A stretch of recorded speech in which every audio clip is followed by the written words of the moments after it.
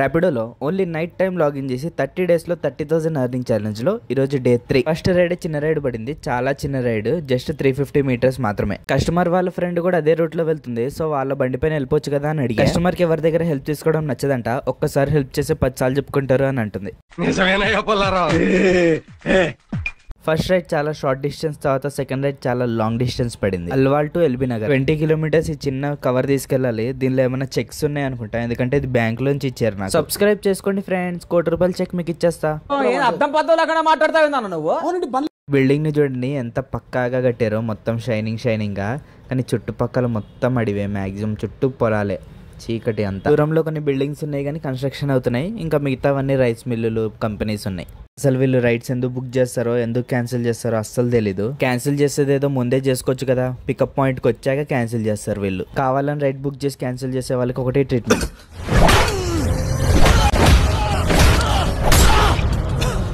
ఇది just trailer మాత్రమే, full video ఛానల్లో అప్లోడ్ చేసా, వెళ్ళి చూసేయండి. ఫుల్ వీడియో లింక్ కింద ఉంది, క్లిక్ చేసి చూసేయండి.